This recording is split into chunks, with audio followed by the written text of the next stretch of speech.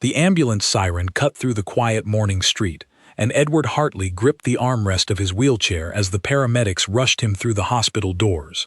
His heart was racing, not from fear of what the doctors might say, but from fear that he would miss the one thing he had waited 91 years to see. "Please," he whispered to the young nurse walking beside him, "I need to be out of here by tomorrow morning." The nurse, a kind woman named Grace Whitmore, looked at him with confusion. "Sir, you just had a heart episode. You need rest."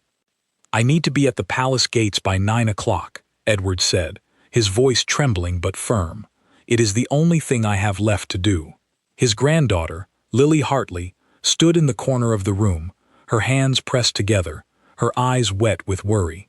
She was 26 years old, and she had flown across the country the moment she heard her grandfather had collapsed at the train station. She had found him slumped against a bench, his old service medals still pinned neatly to his blazer, his ticket to the city clutched in his hand like it was the last piece of him that still made sense.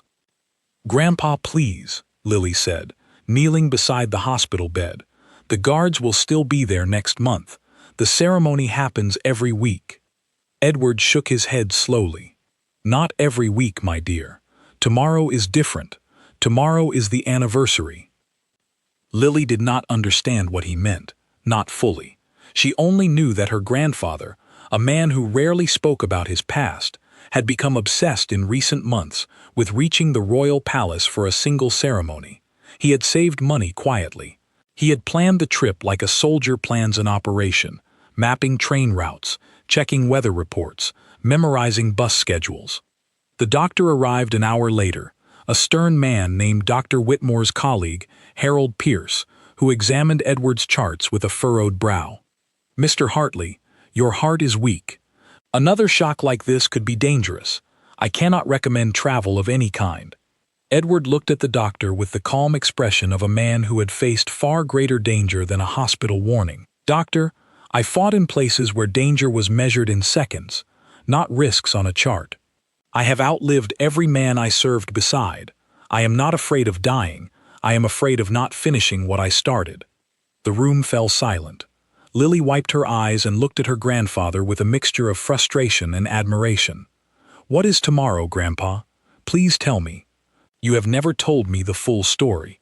Edward exhaled slowly, his eyes drifting toward the window, toward a memory only he could see. 68 years ago, I was young, not much older than you are now. I served overseas, in a place far from home, in conditions I do not wish to describe to you. I had a friend there, a man named Charlie Ashford. He was the bravest man I ever knew. He used to say that if he ever made it home, he would stand outside the palace gates and watch the guards, because it reminded him that some things in the world stayed steady no matter how chaotic life became. He paused, his hands trembling slightly as he continued. "Charlie did not come home. Many of my friends did not come home. I promised myself that one day I would stand at those gates for him, for all of them, on the anniversary of the day we lost him. I have tried for years. Something always got in the way. My wife's illness, my own surgery, work, life. But this year, I finally have nothing left holding me back except my own body failing me." Lily's throat tightened. She had never heard her grandfather speak so openly about the war. She had always assumed his silence meant he wanted to forget, not that he was carrying an unfinished promise all these decades. "I will take you," she said suddenly, surprising herself. "If the doctor allows it, I will take you myself, but you have to promise me you will rest tonight and let them monitor you." Dr. Pierce sighed, clearly conflicted, but something in Edward's eyes told him this was not an argument he could win through medical logic alone. "I will allow a short supervised trip, provided a nurse accompanies you and you return the moment the ceremony ends. Any signs of strain, and we go straight back." Edward smiled for the first time since arriving at the hospital. "Thank you, doctor. I only need a few minutes standing at those gates. That is all I ask." That night, Edward could not sleep. He lay in the hospital bed staring at the ceiling, memories flooding back with a clarity he had not felt in years. He remembered the sound of boots marching in unison during his training days, the discipline drilled into him, before he ever understood why it mattered. He remembered Charlie Ashford's laugh, loud and unafraid, even in the darkest hours. He remembered the letters they used to write to each other's families, promising to visit if they made it home. Lily sat beside his bed for most of the night, scrolling through old photographs on her phone, family pictures she had saved over the years. She found an old, faded photograph of her grandfather in his youth, standing beside another soldier with a wide grin, both of them looking impossibly young. "Is this Charlie?" she asked, showing him the screen. Edward's eyes softened. "Yes, that is Charlie, taken just weeks before everything changed." Lily studied the photograph, trying to imagine the boy in the picture growing into the elderly man sleeping restlessly beside her. She realized, for the first time, how much history her grandfather carried in silence, how many stories he had never told her, how many nights he must have spent thinking about a promise he could not yet keep. Morning arrived faster than expected. Nurse Grace Whitmore helped Edward into a wheelchair, checking his vital signs one final time before nodding to Lily. "He is stable enough for a short outing. Keep him calm. Any dizziness, chest pain, or shortness of breath, and you call for help immediately." Lily nodded, gripping the handles of the wheelchair with steady hands despite the nervous flutter in her chest. The taxi ride to the palace felt longer than it should have, every red light stretching Edward's patience to its limit. He kept checking his watch, muttering under his breath about being late, though the ceremony did not begin for another 2 hours. "We have plenty of time, Grandpa," Lily reassured him, though she understood his anxiety came from somewhere deeper than punctuality. This was not about arriving on time. This was about arriving at all, after 68 years of almosts and delays. When the taxi finally turned onto the wide avenue leading toward the palace, Edward's breath caught in his throat. The grand iron gates stood exactly as he remembered them from old photographs and newsreels, polished and imposing, guarded by soldiers in ceremonial uniforms, standing perfectly still despite the gathering crowd of tourists and locals. "We are here," Lily whispered, squeezing her grandfather's hand. Edward's eyes filled with tears he had held back for decades. He reached into his blazer pocket and pulled out a small, folded photograph, the same faded image of himself and Charlie Ashford, worn soft from years of handling. "We made it, old friend," he whispered, so quietly that only Lily heard him. "I told you I would come." As the wheelchair rolled closer to the barrier separating the public from the palace courtyard, Edward straightened his back as much as his weakened body allowed. He adjusted his medals, ensuring they hung properly against his blazer, a habit ingrained in him since his earliest days of service. He did not know, could not have known, that a young guard standing near the gate had already noticed him from across the courtyard, and that within the hour, something extraordinary would unfold that neither of them could have predicted. For now, Edward Hartley simply sat quietly in his wheelchair, surrounded by strangers, holding tightly to a photograph of a friend he never stopped honoring, waiting for a ceremony that would soon become far more than routine. The crowd along the palace railing grew thicker with every passing minute. Tourists from every corner of the world pressed forward, cameras raised, children perched on shoulders, all waiting for the famous ceremony that drew visitors by the thousands each week. Lily wheeled her grandfather as close to the front barrier as the crowd would allow, apologizing softly to strangers who glanced curiously at the elderly man with medals pinned neatly to his chest. Edward sat quietly, his hands folded over the photograph in his lap, his eyes fixed on the courtyard beyond the gates.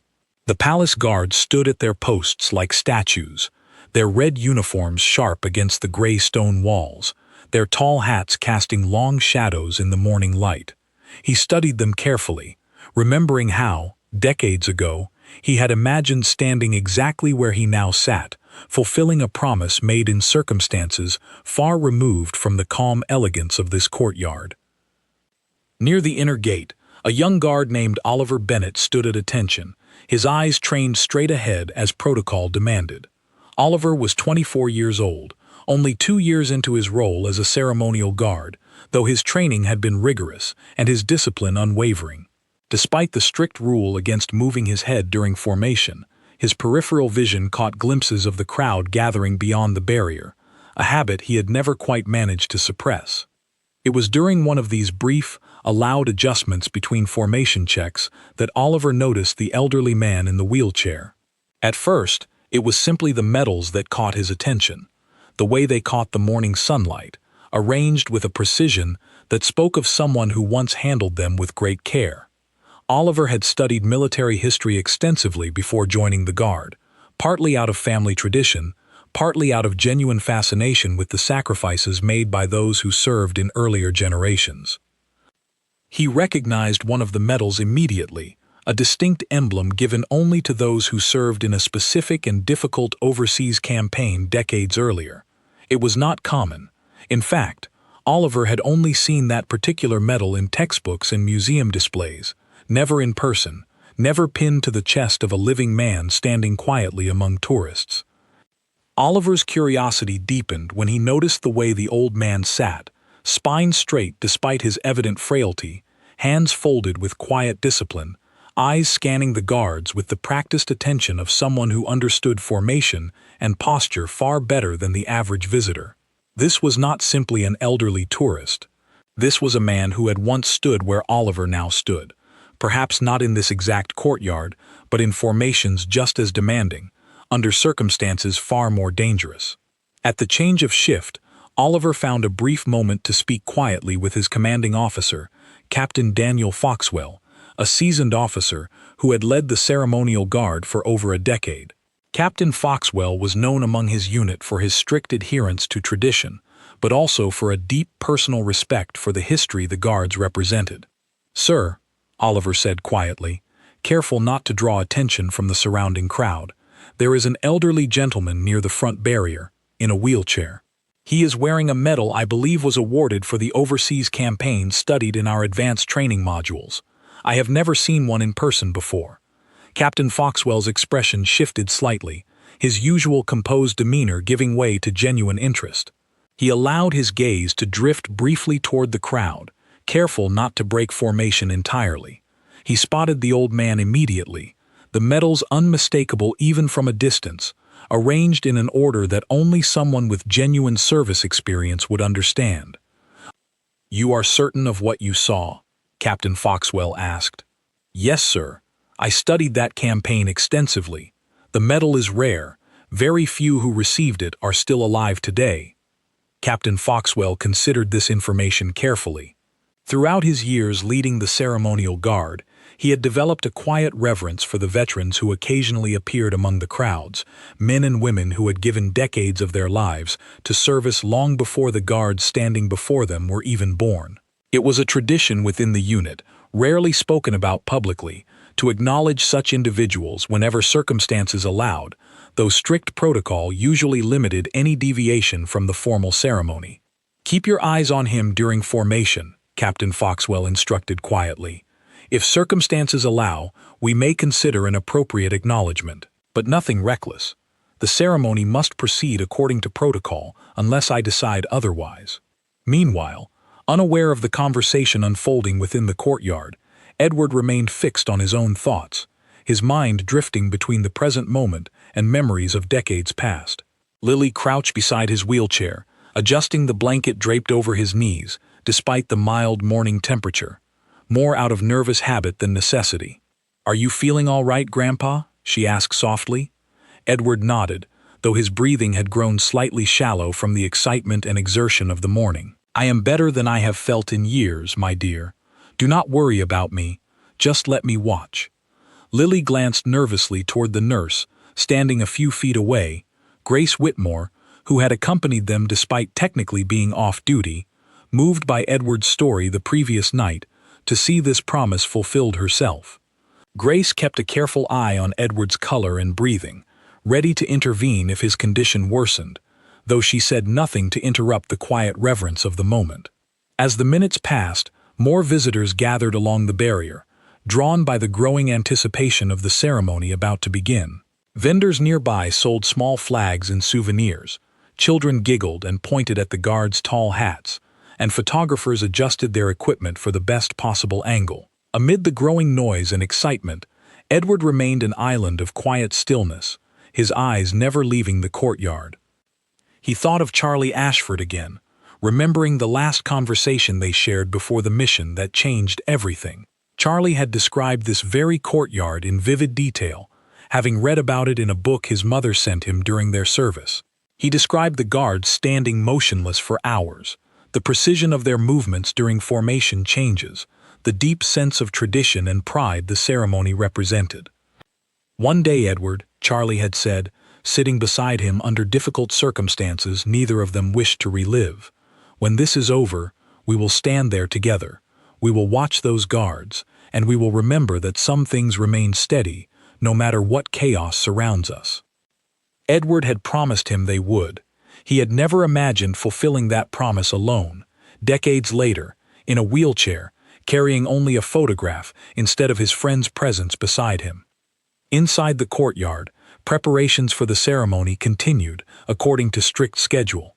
The full ceremonial unit assembled, their movements precise and synchronized, drilled through years of rigorous training. Captain Foxwell walked along the formation, inspecting each guard's posture and uniform with careful attention, his mind occasionally drifting toward the elderly veteran waiting beyond the gates. He had led this ceremony hundreds of times throughout his career, each performance identical in structure, bound by centuries of tradition designed to project discipline and continuity regardless of circumstance. Deviating from that structure was rare, reserved only for the most extraordinary situations Captain Foxwell had encountered perhaps only a handful of times throughout his entire service. Yet something about Oliver's report stirred a sense of duty within him that went beyond simple protocol. He had studied history extensively himself, understanding deeply the sacrifices made by earlier generations to preserve the very traditions he now upheld. The idea that a surviving veteran of such rare distinction stood quietly among the crowd, likely for the final time in his life, weighed heavily on his conscience. He gathered his senior officers briefly before the ceremony began, speaking in hushed tones beneath the ambient noise of the gathering crowd. "There is a veteran among the spectators today, wearing a medal from the overseas campaign." Guard Bennett identified him. "I intend to consider an appropriate gesture during the ceremony, contingent on timing and circumstance. Prepare the unit for a possible adjustment to the closing formation." The senior officers exchanged glances, understanding the significance of such an unusual decision. Deviating from ceremonial protocol, even slightly, required careful coordination and unanimous discipline among the entire unit. A mistake, however small, could disrupt the entire performance and draw unwanted confusion from the crowd rather than the intended honor. "We will need absolute precision," Captain Foxwell continued. "If I give the signal, the entire unit turns and executes a formal salute toward the barrier, directly acknowledging the veteran. This has never been performed publicly during a standard ceremony, but I believe today warrants an exception." The officers nodded in silent agreement, understanding the weight of the moment despite the brevity of the conversation. Within the ranks, whispers began to circulate quietly among the younger guards, curiosity and anticipation building beneath their otherwise motionless exteriors. Outside the gates, Edward remained unaware of the conversation unfolding within the courtyard, his attention consumed by the growing anticipation of the crowd around him. Lily checked her watch nervously, noting the ceremony would begin within minutes, uncertain whether her grandfather's fragile health would allow him to endure the excitement building steadily around them. "Grandpa," she whispered, leaning close to his ear, "it is almost time." Edward's grip on the photograph tightened, his eyes glistening with anticipation and quiet grief intertwined. "I know, my dear. I have waited a very long time for this moment." As the clock ticked closer to the scheduled hour, the crowd fell into a hush of anticipation. Cameras raised, children quieted by curious parents, vendors pausing their calls to watch the courtyard. The guards straightened further, if such precision were even possible, their eyes fixed forward, their discipline unwavering despite the quiet tension building within their ranks. Captain Foxwell took his position at the front of the formation, his eyes briefly scanning the crowd until they settled once more on the elderly man in the wheelchair, metals gleaming faintly beneath the morning sun. He inhaled deeply, steadying his own resolve before nodding subtly toward his senior officers, confirming silently that today, tradition would bend, if only slightly, to honor a debt owed across generations. The ceremony was about to begin, and none among the gathered crowd, save for a handful of guards standing at rigid attention, understood that history was about to unfold in a manner none of them would ever forget. The first drumbeat echoed across the courtyard, sharp and precise, signaling the beginning of the ceremony. The crowd let out a collective breath of excitement as the ceremonial band began its slow, measured march, the sound of boots striking stone in perfect unison filling the air. Edward straightened in his wheelchair as much as his body allowed, his eyes wide with a mixture of nostalgia and awe, watching the formation move with a discipline he remembered intimately from his own years of service. The guards advanced in tight formation, their rifles resting against their shoulders at identical angles, their faces expressionless beneath the shadow of their tall hats. Every step landed with the same weight, the same rhythm, a display of unity that had been rehearsed and perfected over generations. Lily watched her grandfather rather than the ceremony itself, noticing the way his lips moved silently, perhaps counting the steps, perhaps remembering another formation from another lifetime. Captain Foxwell led the procession with practiced authority, his sword resting against his shoulder, his eyes forward as tradition demanded. Yet beneath his composed exterior, his mind remained fixed on the decision he had made only minutes earlier, a decision that would either honor a debt long overdue or risk disrupting one of the most rigid ceremonies in the nation's history. As the formation reached the midpoint of its scheduled route, directly across from the section of barrier where Edward sat, Captain Foxwell felt the weight of the moment pressing against his resolve. He glanced briefly toward the crowd, his eyes finding Edward instantly among the sea of faces, the old man's medals catching the light exactly as Oliver had described. For a fraction of a second, the world seemed to slow.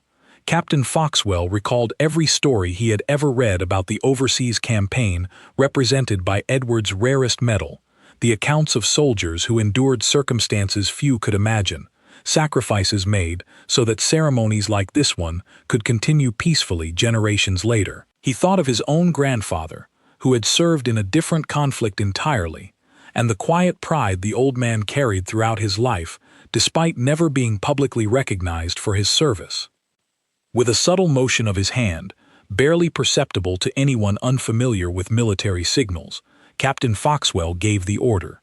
The formation, trained to respond instantly and silently to such signals, began to shift. Instead of continuing along the standard route toward the palace steps, the entire unit came to an abrupt, synchronized halt directly in front of the barrier where Edward sat. The crowd, sensing something unusual, fell into a confused hush, murmurs rippling through the onlookers as cameras adjusted to capture the unexpected pause. Edward blinked, uncertain at first whether the halt was part of the standard performance or something else entirely. Lily gripped the handles of his wheelchair tightly, her heart pounding as she glanced between her grandfather and the motionless guard standing just feet away. Then, in a single fluid motion executed with flawless precision, the entire ceremonial unit turned to face the barrier directly, their rifles snapping upward into a formal salute, their eyes locked forward toward the elderly veteran seated quietly among the stunned crowd. Gasps erupted from the spectators. Cameras clicked rapidly, capturing an image that would soon spread far beyond the palace walls. Children pointed in confusion. Parents whispered urgently to one another, trying to understand what they were witnessing. Nothing like this had ever happened during the ceremony before, not in living memory, not according to any historical record most in the crowd had ever heard. Edward froze, his breath catching in his throat, his eyes wide with disbelief as 40 guards stood in perfect formation, saluting him directly, their expressions solemn and resolute despite the strict rules normally governing their composure. For a long moment, he could not move, could not comprehend that the gesture was truly meant for him. Lily covered her mouth with trembling hands, tears streaming down her face as she watched her grandfather realize, slowly, that this moment was real. She fumbled for her phone, hands shaking as she began recording, though she barely registered the action, her attention entirely consumed by the sight before her. Captain Foxwell stepped forward from the formation, his sword still raised in salute, his voice carrying clearly across the now silent courtyard. "Sir," he said, addressing Edward directly, his tone formal yet warm, "on behalf of this guard, and in recognition of your service and sacrifice, we honor you today." Edward's trembling hand rose slowly to his forehead, struggling against the weakness in his arm as he attempted to return the salute properly, exactly as he had been trained to do decades earlier. His movement was slow, unsteady, but unmistakably deliberate, a soldier's instinct surfacing instantly despite the passage of time and the frailty of his body. The crowd, initially confused, began to understand the significance of what was unfolding before them. Applause started hesitantly at first, then grew steadily louder as more spectators grasped the weight of the moment, many wiping tears from their eyes, strangers turning to one another to share whispered explanations and quiet astonishment. Oliver Bennett, standing near the edge of the formation, felt his own eyes sting with emotion despite the strict discipline expected of him. He had never imagined that his simple observation, a passing glance at a stranger's medals, would lead to a moment of such profound significance. He watched Edward's trembling salute with a mixture of pride and humility, understanding now more than ever the weight of the traditions he had sworn to uphold.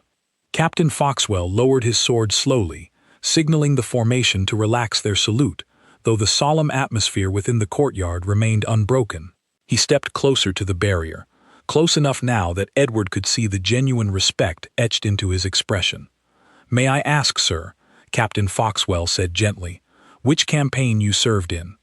Guard Bennett recognized your medal from his studies, though few living veterans remain from that particular chapter of history. Edward struggled to find his voice, his throat tight with emotion. "I served overseas, many years ago, alongside brave men who never had the chance to grow old like I have. I came here today to honor a promise made to one of them, a friend named Charlie Ashford, who dreamed of standing at these very gates, but never had the opportunity." A hush fell over those close enough to hear his words, the weight of his statement settling deeply among the guards and spectators alike. Captain Foxwell nodded slowly, understanding immediately the depth of sacrifice behind Edward's simple explanation. "Then let this moment honor him as well," Captain Foxwell said firmly. "Every soldier who never returned home lives on through moments like this, through the memories carried by those who survived to tell their stories."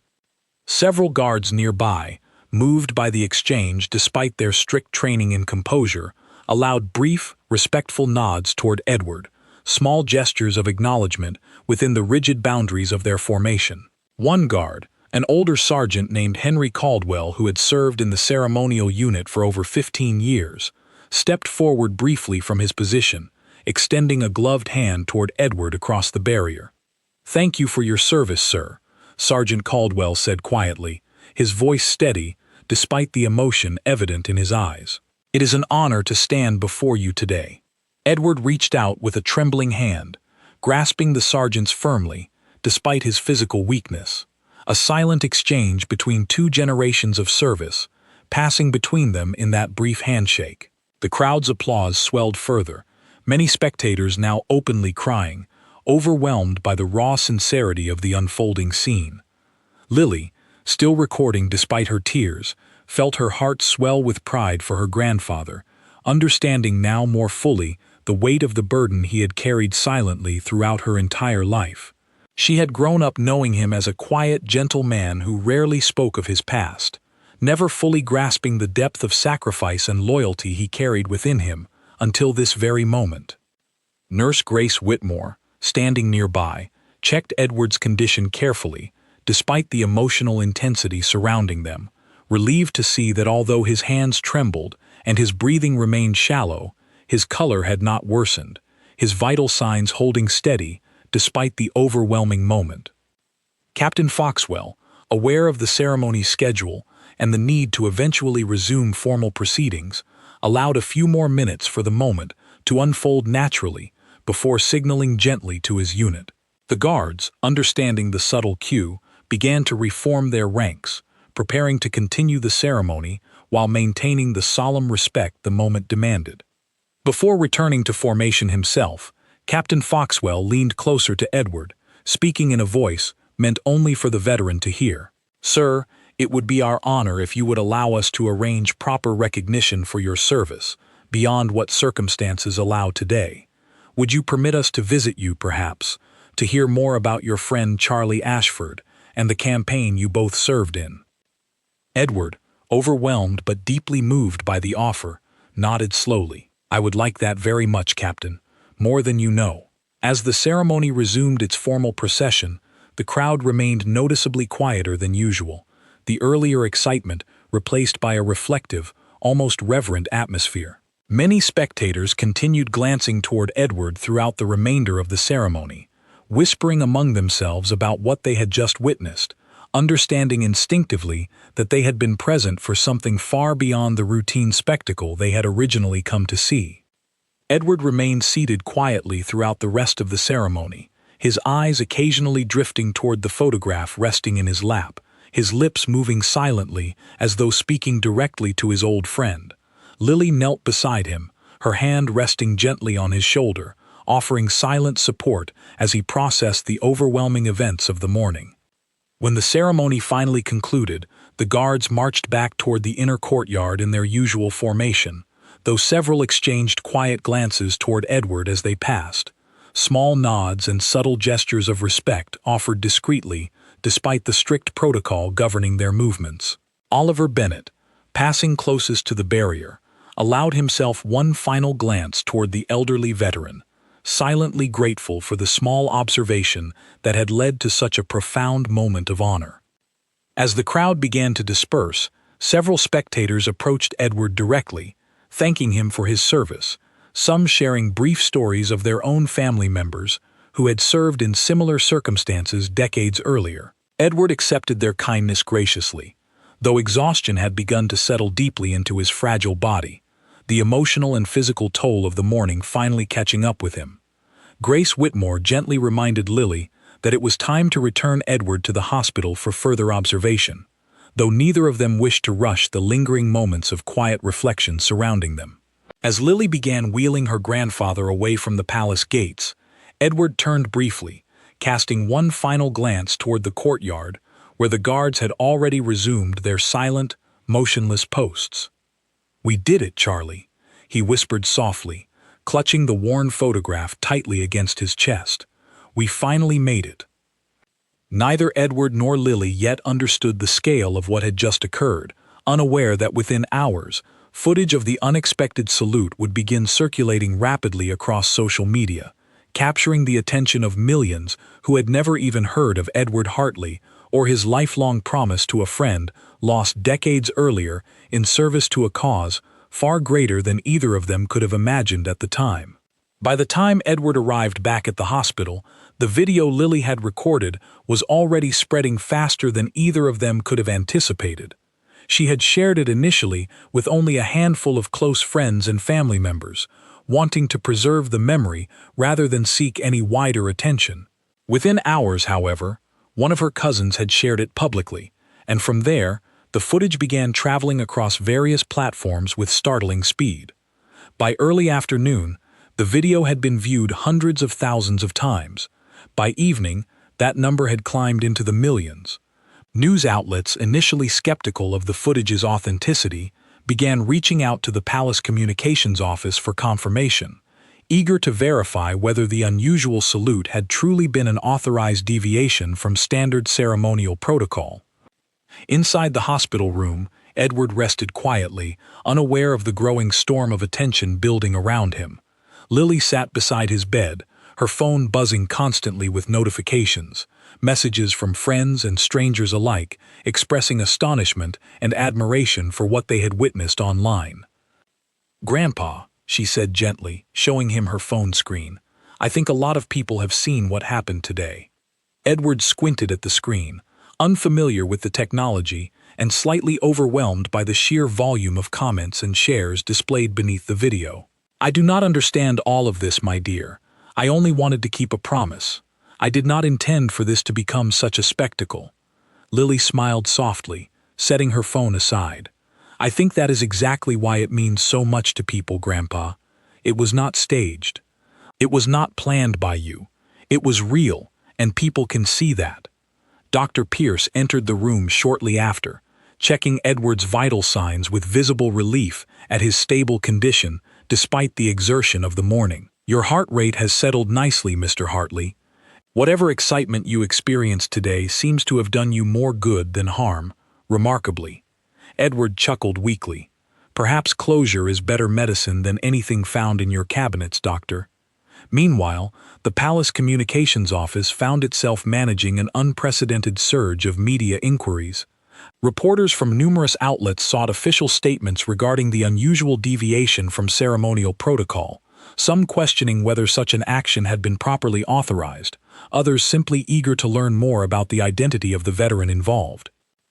Captain Foxwell, summoned to meet with senior palace officials that same evening, found himself explaining his decision to a panel of administrators unaccustomed to such public breaks from tradition. Colonel Richard Ellery, the senior officer overseeing ceremonial operations, listened carefully as Captain Foxwell described the circumstances leading to his decision. "You understand the risk involved in deviating from established protocol without prior authorization," Colonel Ellery said sternly, though his tone lacked genuine anger, more concern for procedure than true disapproval. "I do, sir," Captain Foxwell replied respectfully, "but I believed, and still believe, that the circumstances warranted an exception. The gentleman in question served in a campaign rarely represented among living veterans today. I felt it was our duty to acknowledge such rare and significant service, particularly given his evident fragility and the likelihood that this may have been his final opportunity to witness the ceremony." Colonel Ellery studied Captain Foxwell carefully, weighing the potential consequences of unauthorized protocol deviation against the overwhelmingly positive public response already building around the incident. After a long pause, he sighed, his stern expression softening slightly. "The public reaction has been remarkably positive, Captain. Messages of support have flooded our official channels throughout the afternoon. It seems your instincts, however unconventional, resonated deeply with the public sentiment we hope to represent." Captain Foxwell allowed himself a small measure of relief, though he remained respectfully composed throughout the remainder of the meeting. "Thank you, sir. I only hope the gesture brought some measure of peace to a man who has clearly carried a heavy burden for many years." Colonel Ellery nodded slowly. "See to it that proper follow-up occurs. If this veteran wishes for any further recognition, official or otherwise, the Palace will support such efforts fully, given the circumstances and the public interest already surrounding this event."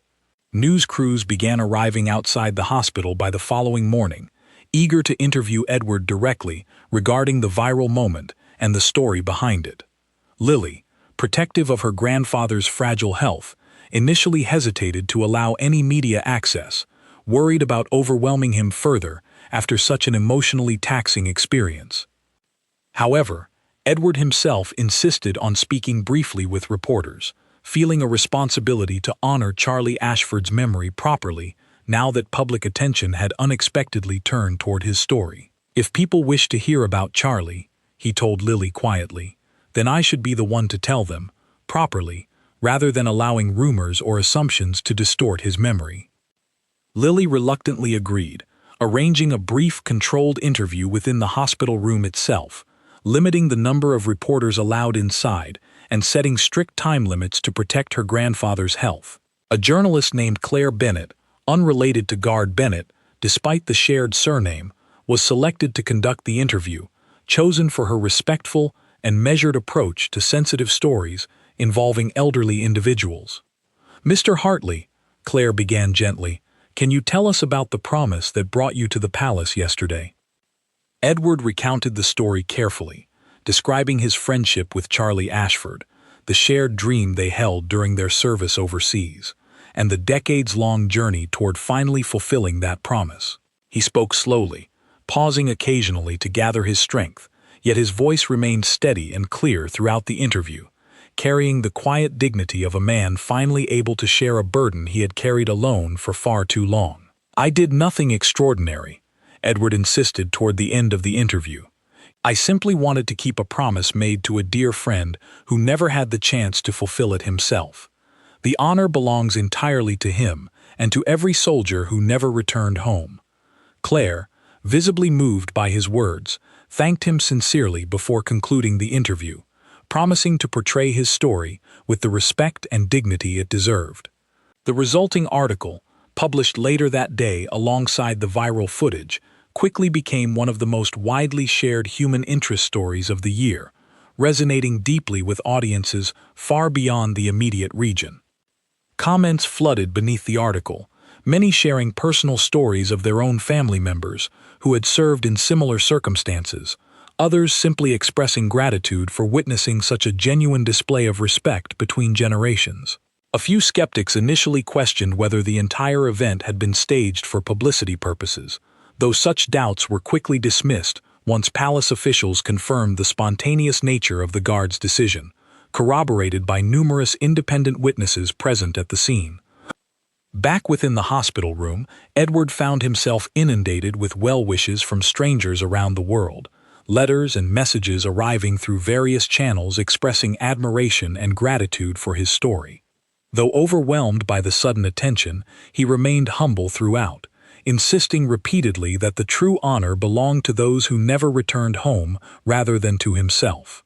Sergeant Henry Caldwell, the guard who had shaken Edward's hand during the ceremony, requested permission to visit him personally at the hospital, eager to learn more about the specific campaign Edward had served in and to share his own family's history of military service. Lily arranged the visit carefully, ensuring her grandfather's health remained stable throughout the encounter. When Sergeant Caldwell arrived, dressed in civilian clothing rather than his ceremonial uniform, Edward greeted him warmly, gesturing for him to sit beside the hospital bed. "Sergeant Caldwell," Edward said, "I did not expect such kindness from a stranger." "Please call me Henry," the sergeant replied, smiling gently. "And you are far from a stranger to me, sir. Yesterday's ceremony reminded all of us within the Guard why our traditions matter, why the discipline we practice honors something far greater than ourselves."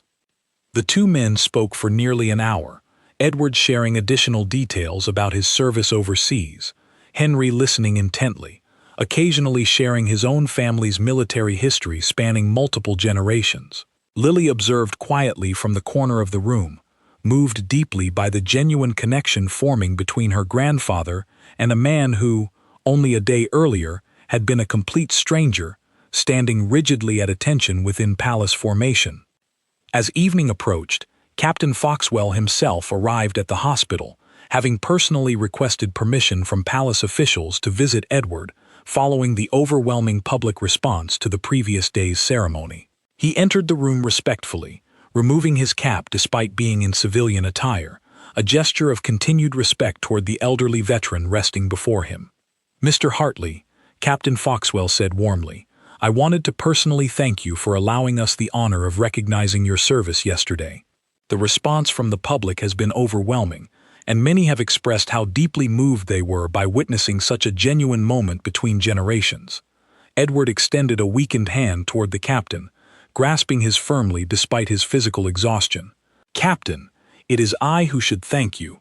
You gave me something I never expected to receive, a chance to finally honor my promise to Charlie in a manner far greater than I could have imagined possible."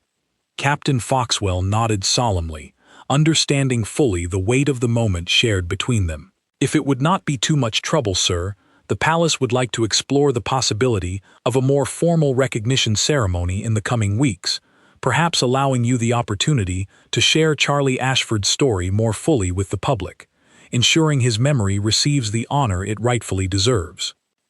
Edward's eyes glistened with emotion at the suggestion, overwhelmed by the possibility of finally giving his old friend the recognition he had always believed Charlie deserved.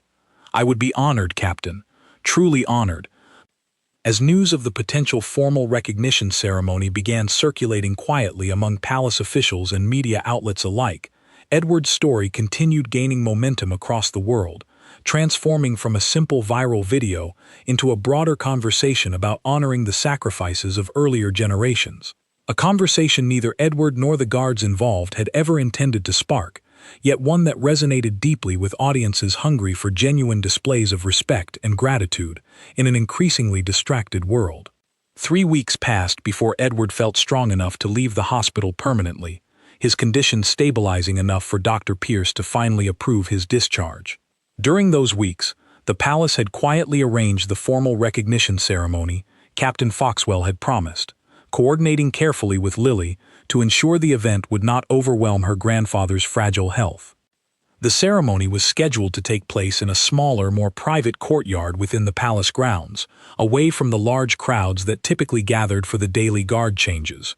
Only a select group of guards, palace officials, and a limited number of media representatives were invited to attend, ensuring the event remained respectful and manageable for Edward's condition.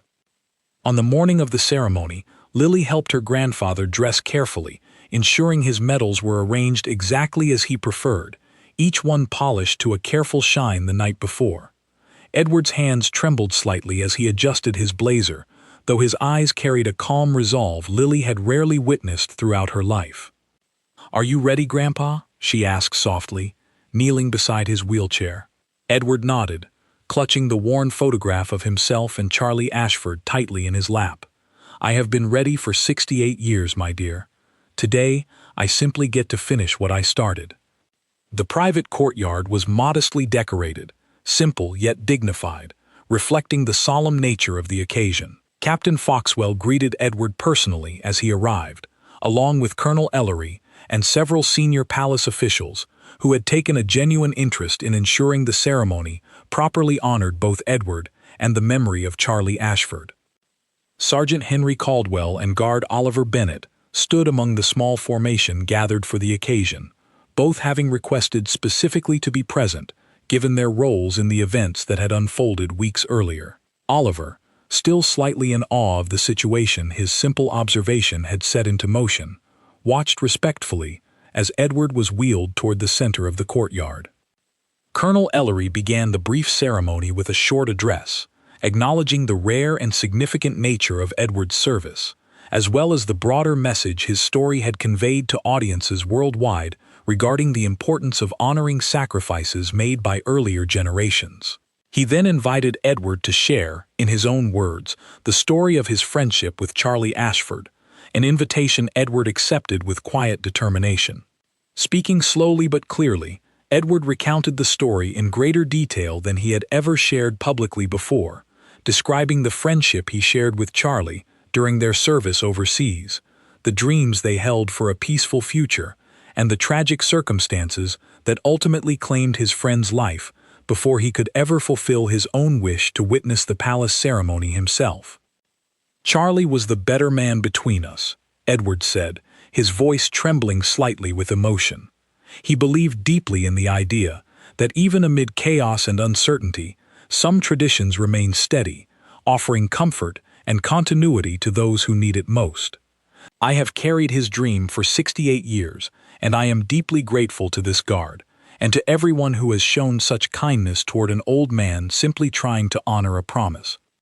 Following his address, Colonel Ellery presented Edward with a formal certificate of recognition on behalf of the palace, acknowledging both his own service and the memory of Charlie Ashford, ensuring the friend's name would be permanently recorded within the palace's historical archives dedicated to honoring veterans connected meaningfully to the ceremonial guard's traditions. The small crowd gathered applauded warmly as Edward accepted the certificate, his hands trembling as he held the document close to his chest, tears streaming freely down his weathered face. Lily stood beside him throughout, her own eyes filled with tears of pride and quiet joy at witnessing her grandfather finally receive the recognition he had waited so long to achieve. Following the formal ceremony, Captain Foxwell approached Edward privately, kneeling beside his wheelchair to speak with him directly. "Sir, on behalf of every guard who serves within these walls, Thank you for reminding us of the true weight behind the traditions we uphold daily. Your story will not be forgotten." Edward reached out, grasping the captain's hand firmly despite his physical frailty. "Thank you, Captain, for giving an old man the chance to finally rest peacefully, knowing his promise has been kept." In the months following the formal recognition ceremony, Edward's health gradually declined, though he remained remarkably at peace throughout this final chapter of his life, often telling Lily that he felt as though a great weight had finally lifted from his shoulders. He spent his remaining months surrounded by family, sharing stories from his youth more openly than he ever had before, finally comfortable discussing memories he had long kept private. Sergeant Caldwell and Guard Bennett visited him periodically during these final months, forming an unlikely friendship with the elderly veteran that neither had anticipated when their paths first crossed at the palace gates. Edward cherished these visits deeply, often remarking to Lily afterward how comforting it felt to know that younger generations continued carrying forward the values he and Charlie Ashford had once held so dear. One afternoon, several months after the formal ceremony, Edward passed away peacefully in his sleep, surrounded by Lily and other close family members who had gathered at his bedside during his final days. Though the loss weighed heavily on those who loved him, there remained a quiet comfort in knowing he had passed with a sense of peace and fulfillment few individuals ever truly achieve. News of Edward's passing spread quickly, prompting an outpouring of tributes from around the world, many recalling the viral moment that had first introduced his story to public attention months earlier. The palace issued a formal statement expressing deep condolences, acknowledging Edward's unique contribution to reminding the public of the profound respect owed to earlier generations of service members. Captain Foxwell requested special permission to have a small guard detachment present at Edward's funeral, an honor rarely extended beyond official military burials, yet granted readily given the significant public attention surrounding his story and the deep respect he had earned among the guard unit itself. Sergeant Caldwell and Guard Bennett stood solemnly among the small honor detachment, their presence a quiet continuation of the bond formed months earlier at the palace gates. During the funeral service, Lily spoke movingly about her grandfather's life, sharing stories of his quiet strength throughout the decades, his deep sense of loyalty toward friends long departed, and the profound lesson he had unintentionally taught the world regarding the enduring power of promises kept across generations, regardless of how long they take to fulfill. "My grandfather always believed that some things remain steady, no matter how chaotic life becomes," Lily said, echoing words she had learned belonged originally to Charlie Ashford. He spent 68 years honoring that belief, and in doing so, he taught all of us something invaluable about loyalty, patience, and love that transcends even the greatest distances of time. Following the funeral, the guard detachment present offered a final formal salute at Edward's graveside, a quiet echo of the moment that had first brought his story to public attention months earlier. The gesture, though smaller and more private than the original viral moment, carried an equally profound weight among those present, symbolizing the enduring respect earned through Edward's lifelong dedication to honoring his fallen friend. In the years following Edward's passing, his story continued to resonate widely, often referenced during discussions regarding the importance of honoring military veterans and preserving meaningful traditions across generations. The Palace Guard unit itself incorporated elements of Edward's story into their training programs, using his example to illustrate the deeper significance behind the discipline and traditions they upheld daily. Guard Oliver Bennett, whose simple observation had originally set the entire sequence of events into motion, eventually rose through the ranks himself, becoming a respected officer within the ceremonial guard unit. He often shared Edward's story with newer recruits, emphasizing the importance of remaining attentive and compassionate even within the strict boundaries of formal military protocol. Sergeant Henry Caldwell, who had formed a particularly close bond with Edward during his final months, kept the photograph of Edward and Charlie Ashford framed within his personal quarters, a permanent reminder of the unexpected friendship that had emerged from a single moment of spontaneous respect shown at the palace gates.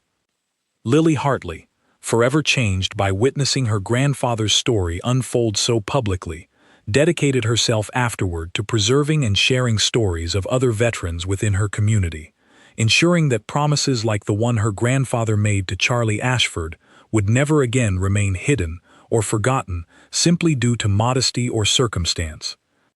Years later, visitors to the palace occasionally still asked guards stationed at the gates about the story of the elderly veteran whose unexpected salute had once captured the world's attention, a story that had grown into something of a quiet legend among those who valued the deep, often unspoken respect shared between generations, bound by service and sacrifice. The tradition of acknowledging exceptional veterans present among the crowds, though still rare and carefully considered, became slightly more common following Edward's story, each subsequent gesture carrying forward the same spirit of genuine respect, first sparked by a young guard's simple observation and a captain's willingness to bend rigid tradition in honor of a promise 68 years in the making. Though Edward Hartley and Charlie Ashford were, in the end, simply two friends among countless others who served with quiet dedication throughout history, their story became a lasting reminder that even the smallest gestures of recognition can carry immense weight, honoring not only those who stand before us, but also those whose absence we continue to feel, decades after their voices first fell silent. And so, within the quiet stillness of the palace courtyard, where guards continue their timeless, disciplined march day after day, the memory of an old man's trembling salute remains woven permanently into the fabric of the tradition itself, a gentle testament to loyalty, friendship, and the enduring belief that some promises, however long delayed, are always worth keeping until the very end.